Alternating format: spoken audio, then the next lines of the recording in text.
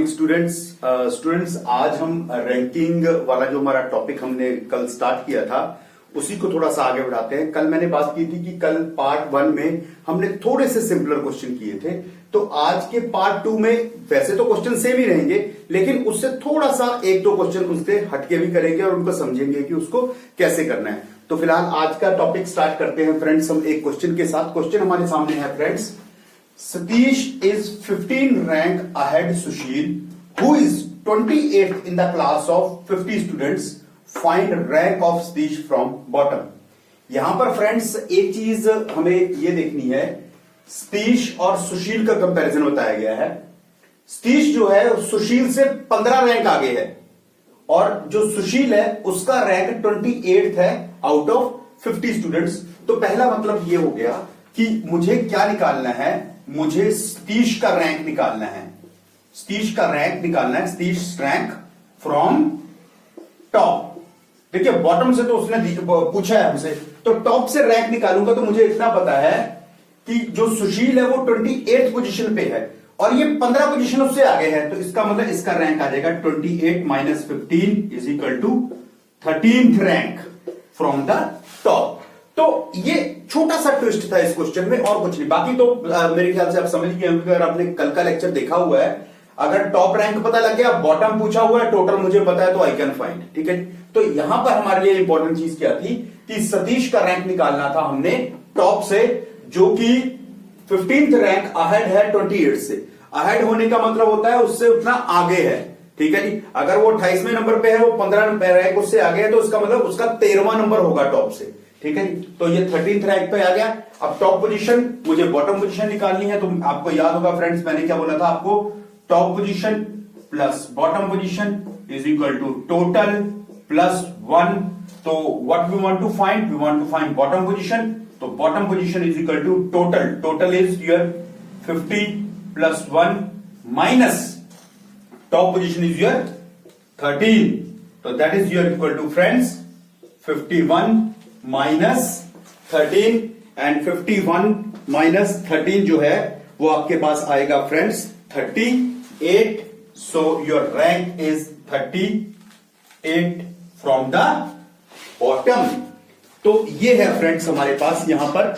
इस चीज में फ्रेंड्स आपको ये चीज देखनी है कि सतीश का रैंक निकालना मेरे को टॉप पे, और सतीश का रैंक मुझे टॉप पोजीशन पे नहीं दिया हुआ है। सिर्फ यही एक चीज थी जो इसमें करने वाली थी या समझने वाली थी, बाकी सारी चीजें बड़ा क्लियर है। जब आपको एक रैंक मिल जाए, टॉप या बॉटम में से कोई एक मिल जाए और टोटल स्टूडेंट्स दिए हुए, तो दूसरा इजीली निकाल सकते हैं। फॉर्मूला कल वाला है हमारा same, top position plus bottom position is equal two plus 1। तो बॉटम पोजीशन निकालनी है तो टोटल था 50 plus 1 minus 13, 51 minus 13 is equal to 38। तो फ्रेंड्स यहां से आप इस क्वेश्चन का एक बार स्क्रीनशॉट ले सकते हैं ताकि आप इसको बारी बारी कर सकें। जी फ्रेंड्स प्लीज।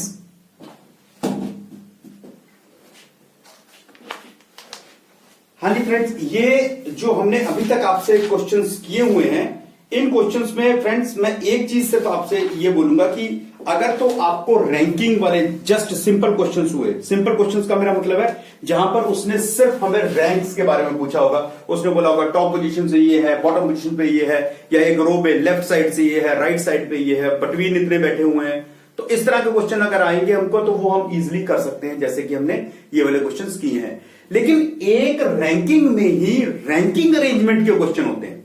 ठीक है जी, देखने में डिफरेंट लगते हैं लेकिन कहीं ना कहीं वो रैंकिंग के साथ ही जुड़े होते हैं, लेकिन उनको सॉल्व करने के लिए कोई फॉर्मूला नहीं होता, कोई ट्रिक नहीं होता। उनको सॉल्व करना होता है, सिर्फ एक क्वेश्चन को आप अगर ध्यान से देखें कि उनको लाइन बाय लाइन सॉल्व करना होता है। पहली लाइन पढ़ी उसको लिखा, दूसरी लाइन पढ़ी उसको सॉल्व किया, तीसरी लाइन पढ़ी उसको सॉल्व किया, और at the end of the statement आप देखेंगे कि पूरा क्वेश्चन आपके पास सॉल्व पड़ा हुआ है। आइए फ्रेंड्स ऐसे एक दो क्वेश्चंस और करके देखते हैं, तो मुझे थोड़ा सा क्लैरिटी उनके बारे में थोड़ी ज्यादा होगी, तो इसको इरेज कर देते हैं हम। नेक्स्ट क्वेश्चन, अगर आप उसको टॉपिक बनाना चाहें तो टॉपिक भी बोल सकते हैं कि हमारा रैंकिंग अरेंजमेंट का टॉपिक है, लेकिन अगर उसको आप रैंकिंग के अंडर ही करना चाहें तो आप वो भी कर सकते हैं फ्रेंड्स। तो फ्रेंड्स स्टेटमेंट लिख के देखते हैं। हमारे पास क्वेश्चन है, इनमें फ्रेंड्स हमेशा कंपैरिजन होगा। साथी इज ओल्डर देन रेनू साथी जो है वो रेणु से ओल्डर है। Geeta is younger then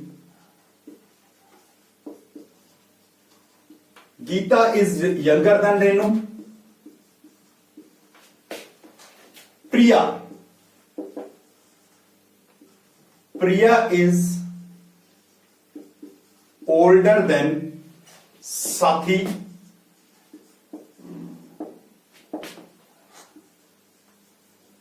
who is eldest, सबसे बड़ा कौन है। तो फ्रेंड्स इस लाइन को, इस क्वेश्चन को अगर हमको करना हो तो पहले इसकी स्टेटमेंट को समझ लेते हैं। ये आपको पता लग गया होगा, है तो ये रैंकिंग ही, रैंकिंग का मींस इनको बताना है हमको कि कौन कितने नंबर पर है। लेकिन इस क्वेश्चन को सॉल्व करने के लिए कोई फॉर्मूला नहीं होता। तो इसको सॉल्व करने के लिए एक ही ट्रिक है कि इसकी स्टेटमेंट्स को पढ़ो और उनको साथ के साथ इवेल्युएट करते जाओ। तो ये पार्ट रैंकिंग का भी बोल सकते हैं और रैंकिंग अरेंजमेंट का भी बोल सकते हैं। तो फ्रेंड्स यहां पर हमारे पास क्वेश्चन है कि साथी इज ओल्डर देन रेणु। अब देखिए, आपको जब भी यंगर और ओल्डर का कंसेप्ट हो या लेस देन और ग्रेटर देन का कंसेप्ट हो, तो आप क्या करो, उसको सॉल्व करने के लिए ऐसे इस तरह से एक सीढ़ी नुमा चीज बना लो, मतलब ऊपर और नीचे। अगर ओल्डर होगा तो ऊपर लिखेंगे, यंगर होगा तो नीचे लिखेंगे, लेस देन होगा तो नीचे लिखेंगे, मोर देन होगा तो ऊपर लिखेंगे। साथी इज ओल्डर देन रेणु, तो साथी यहां पर लिख देते हैं, साथी इज ओल्डर देन रेणु। तो मैंने बीच में काफी जगह छोड़ रखी क्योंकि मुझे नहीं पता कि बीच में कुछ और आ भी सकता है और नहीं भी आ सकता है। तो ये मैंने लिख दिया Sathi is older than Renu. Next में मैंने बोला कि Geeta is younger than Renu. अब गीता रेणु से यंगर है तो इसका मतलब गीता यहां पर आ जाएंगी, Geeta is younger than Renu. तो ये दो स्टेटमेंट से एक चीज तो क्लियर होगी, Renu Geeta is also younger than Sathi. ठीक है जी, तो दो स्टेटमेंट्स होगी। प्रिया इज ओल्डर देन साथी, तो इसका मतलब प्रिया यहां पर आएंगी,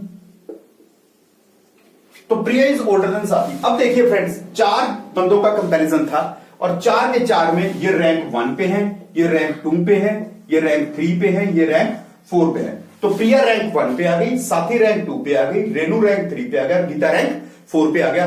अब उसने क्वेश्चन चाहे कुछ भी पूछा हो, ये तो फॉर्मेलिटी है sir. Who is the oldest, eldest is Priya, who is the youngest is Geeta, who is older than who is older than साथी but who is older than Geeta but younger than Sathi, that is Renu. ठीक है, question कुछ भी पूछा जाए, मेरा main काम था इनको रैंक वाइज लिखना या इनको तरतीबबद्ध तरीके से लिखना, हमारे सामने रखना। ठीक है, क्वेश्चन कुछ भी पूछ सकता है उससे रिलेटेड। तो एक बार फिर से देख लेते हैं, साथी इज ओल्डर देन रेणु, साथी इज ओल्डर देन रेणु, मैंने साथी को ऊपर लिख लिया, रेणु को नीचे लिख दिया। Geeta is younger than Renu, Geeta Renu से छोटी है तो उसको नीचे लिख दिया। उसके बाद प्रिया इज ओल्डर देन साथी, प्रिया साथी से बड़ी है। तो ये पूरी रैंक मेरे पास आ गई क्योंकि चार बंदे थे और चारों का रैंक मेरे पास आ गया, तो मैंने अपना क्वेश्चन सॉल्व कर लिया। तो इस क्वेश्चन का मेरा जवाब क्या है, हु इज ओल्डेस्ट, तो ओल्डेस्ट इज योर प्रिया। तो ये आपका आंसर आएगा यहां पर इस केस में। ठीक है फ्रेंड्स, तो इसको देखिए फ्रेंड्स, एक बार अगर आप इसका स्क्रीनशॉट लेना चाहें तो ले सकते हैं। तो उसके साथ हम नेक्स्ट क्वेश्चन जो है वो फ्रेंड्स स्टार्ट करते हैं। एक आधा और क्वेश्चन करके देखते हैं, ताकि देखिए फ्रेंड्स, जितने ज्यादा क्वेश्चन हम करेंगे उतनी ज्यादा क्लैरिटीज होंगी। ठीक है जी, क्लैरिटीज के लिए क्वेश्चंस का होना करना बहुत जरूरी है। बल्कि मैं तो आपको यह भी सजेस्ट करूंगा कि आप ये लेक्चर देखें और इनके बाद आपके पास अगर कोई रेफरेंस बुक्स हो जिससे आप कोई अपना रिवाइज करते हो, कोई टॉपिक करते हो जिनमें समझाया नहीं गया, समझ लेक्चर से लीजिए। बुक से जब आप उसको सॉल्व करें तो उसको बल्कि अगर ना सॉल्व निकले तो जस्ट एक क्लिक लीजिए और मुझे सेंड कर दीजिए। Will discuss in our next lecture. ठीक है फ्रेंड्स, चलिए एक और क्वेश्चन करके देखते हैं फ्रेंड्स। क्वेश्चन है मेरे पास, A B C D and E are 5 steel boxes. अब यहां पर 5 स्टील के बॉक्स दे दिए, कंडीशंस यहां पर दी हुई हैं। E is heavier than, E is heavier than only A.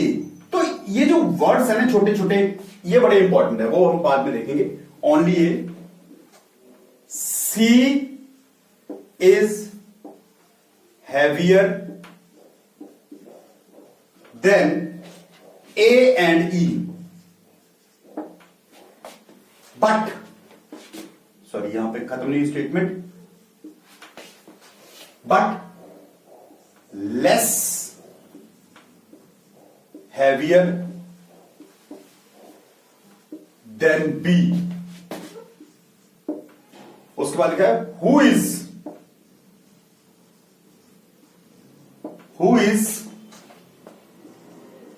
Not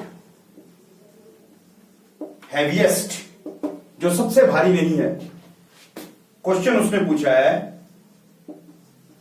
which is heaviest, कौन सा बॉक्स हमारे पास हैवीएस्ट होगा। तो फ्रेंड्स एक बार फिर से इसको थोड़ा सा देख लेते हैं कि वो क्या हमें क्या बताने की कोशिश कर रहा है। इसको हम यहां पे सॉल्व करते हैं इस चीज को, ठीक है जी। तो रैंक वाइज पहले इसको पढ़ते हैं, उसके बाद इसको सॉल्व करेंगे। A B C D E are 5 steel boxes, तो ये 5 मेरे पास आ गए स्टील बॉक्स। पहले पिछले क्वेश्चन में 4 थे, इसमें 5 है। E is heavier than only A. एक बात याद रखना, उसने बोला E is heavier than only A, इसका मतलब E यहां पर है तो A यहां पर है, इनके बीच में कोई नहीं है, क्योंकि E सिर्फ A से हैवियर है। ठीक है फ्रेंड्स, थोड़ा और बड़ा करके लिख देता हूं क्योंकि थोड़ा क्लैरिटी जितनी ज्यादा आपको विजिबिलिटी हो जाए।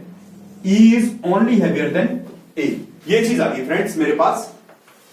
C is heavier then A and E, तो C यहां पर कहीं पर आएगा, मैंने बीच में गैप छोड़ा है, ठीक है जी, क्यों हो सकता है कोई और भी हो। सी का मुझे ये पता लग गया E और A से हैवियर है, but less heavier then B, इसका मतलब B से कम हैवी है। C A और E से हैवी है लेकिन less heavier then B। Who is not the heaviest. Friends यहां पर एक बात हमेशा याद करनी है, जब भी ये वर्ड हु का इस्तेमाल आ जाए वो हमेशा उससे पहले वाले के लिए होता है। ये हमेशा याद रखना, क्वेश्चन में 90% बच्चे यहीं पर गलती करते हैं। हु इज नॉट हैवीएस्ट, कौन? बी, ये बी के लिए बोला गया है, बी इज नॉट हैवीएस्ट। अगर बी हैवीएस्ट नहीं है तो फ्रेंड्स बचा कौन इन चारों में से? बचा कौन? डी, तो यहां पर आएगा फ्रेंड्स डी। ठीक है फ्रेंड्स, तो ये फ्रेंड्स मेरे पास पूरा रैंक, 5 चीजों का रैंक मेरे पास मौजूद है। डी नंबर 1 पे आया, अगर मैं ऊपर से नीचे की तरफ चलूं, B number 2, C number 3, this is number 4 and this is number 5। तो फ्रेंड्स ये मेरे पास रैंकिंग तैयार हो गई है। यहां पर सिर्फ छोटी छोटी चीजों का मतलब समझना था मुझको। पहली चीज, E is heavier than only A। यहां पर जो वर्ड ओनली है ये बड़ा इंपॉर्टेंट है, क्योंकि इस ओनली ने मुझे ये बता दिया कि A और E के बीच में कोई नहीं है। E is only heavier than A, ठीक है जी। सेकेंड चीज friends, C is heavier then A and E, C A और E से बड़ा था, but less heavier then B, B से कम हैवियर था। Who is not the heaviest, कौन? B is not the heaviest, तो D लास्ट में बच गया, वो D जाहिर है वो D सबसे हैवी होगा, क्योंकि B हैवीएस्ट नहीं था, बाकी सब B से छोटे हैं, तो हैवीएस्ट कौन बचा? D। तो ये फ्रेंड्स मेरे पास रैंक आ गया। तो अब मेरे इस क्वेश्चन का जवाब विच इज हैवीएस्ट, तो मेरा आंसर क्या आएगा फ्रेंड्स? D is heaviest. तो ये मेरा आंसर यहां पर आ गया। लेकिन फ्रेंड्स ये क्वेश्चन है, ये जरूरी नहीं है कि एक ही क्वेश्चन आए। अगर हमारी किस्मत अच्छी हुई तो कई बार एक क्वेश्चन पूछकर वो 2-3 चीजें पूछ लेता है हमसे। कैसे? जैसे वो पूछ लेगा which is heaviest, which is lightest, या इन बिटवीन, इनसे रिलेटेड कोई भी क्वेश्चन आपसे पूछ सकता है। तो मेरा मेन काम क्या था ये क्वेश्चन करते समय? इनको रैंक वाइज लिखना, इनकी रैंकिंग प्रॉपर ढंग से करना, वो मेरा टारगेट था। क्वेश्चन जो भी पूछा जाए मैं जवाब दे सकता हूं फ्रेंड्स। तो फ्रेंड्स ये था मेरा आज का लेक्चर। आप चाहे तो इस क्वेश्चन का स्क्रीनशॉट भी ले सकते हैं। तो मैं उम्मीद करता हूं फ्रेंड्स आपको ये लेक्चर समझ में आया होगा। जो इसका रैंकिंग का पार्ट 1 था और आज का फर्स्ट क्वेश्चन हमने किया था वो एक फॉर्मूले के साथ रिलेटेड था, लेकिन जो उसके बाद हमने रैंकिंग को विद अरेंजमेंट करना शुरू किया तो मैंने आपको बताया कि कैसे हम स्टेटमेंट से इनको सॉल्व कर सकते हैं। तो फ्रेंड्स अगर आपको मेरा ये लेक्चर अच्छा लगा तो प्लीज मेरी वीडियो को लाइक कीजिए, जितना हो सके शेयर कीजिए, और अभी तक अगर आपने मेरे चैनल को सब्सक्राइब नहीं किया तो जरूर सब्सक्राइब कीजिए। Thank you so much friends, thank you so much.